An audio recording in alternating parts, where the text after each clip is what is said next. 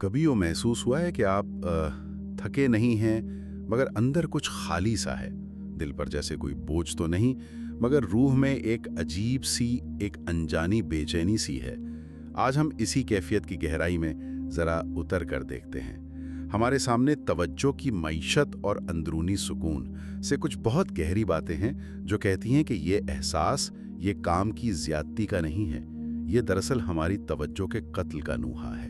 جی، یہ ایک ایسی حقیقت ہے جو سیدھا روح کو چھوتی ہے۔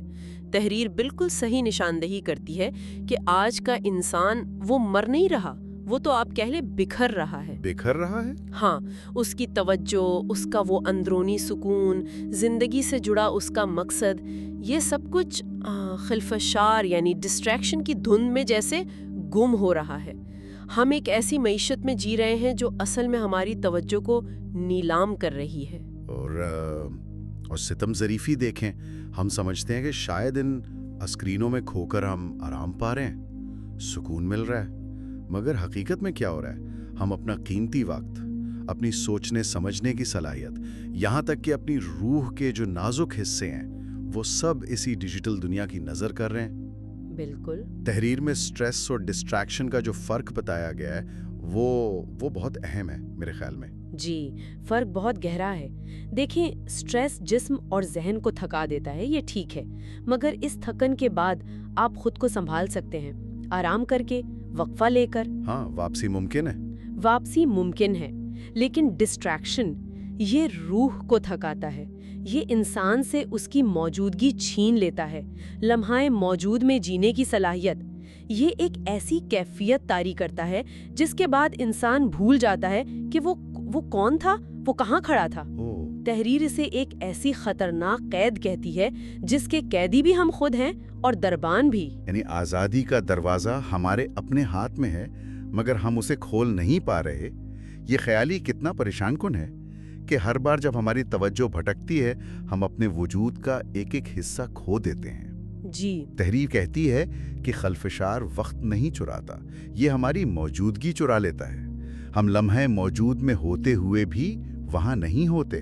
بالکل۔ ذرا اس کیفیت کا تصور کریں، ایک لمحے میں 100 بار بے چینی سے فون کو دیکھنا۔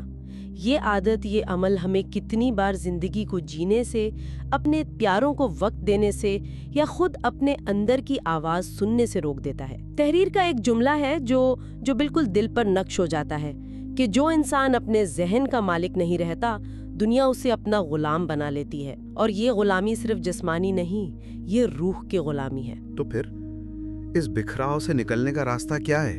کوئی طریقہ ہے اپنی توجہ کو، اپنی روح کو اس خلفشار سے بچانے کا؟ تحریر ایک بہت ہی، آپ کہیں، عمیق اور روحانی راستہ دکھاتی ہے۔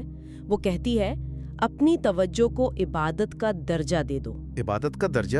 جی، یعنی جو بھی کرو پوری توجہ، پورے دل، پوری روح کے ساتھ کرو۔ اگر سنو تو ایسے سنو کہ سماعت کو گہرائی عطا ہو جائے۔ اگر کسی سے بات کرو تو مکمل طور پر اس کے لیے اس لمحے میں حاضر رہو۔ اگر دعا مانگو تو یوں مانگو کہ تم اور تمہارے رب کے بیچ کوئی پردہ نہ رہے، پوری یکسوئی سے۔ توجہ کو عبادت بنانا، یہ تو صرف کام کو بہتر کرنے کی کوئی ٹپ نہیں لگتی، یہ تو اپنی ذات کو دوبارہ پانے، اپنے وجود کو مجتمع کرنے کا عمل ہے۔ یقیناً، اور تاریخ گواہ ہے اس بات کی۔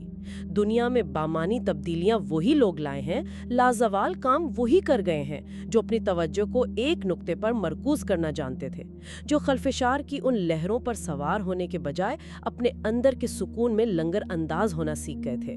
اپنی توجہ کو قابو میں رکھنا دراصل اپنی زندگی کی باغ ڈور اپنے ہاتھ میں لینا ہے۔ تو آخر میں یہ تحریر ہمیں ایک بہت بنیادی انتخاب پر غور کرنے کی دعوت دیتی ہے کہ کیا ہم واقعی جینا چاہتے ہیں اپنی پوری موجودگی، اپنی روح کی تمام تر گہرائی کے ساتھ، یا پھر ہم محض آن لائن سایوں کی طرح بس وجود رکھنا چاہتے ہیں۔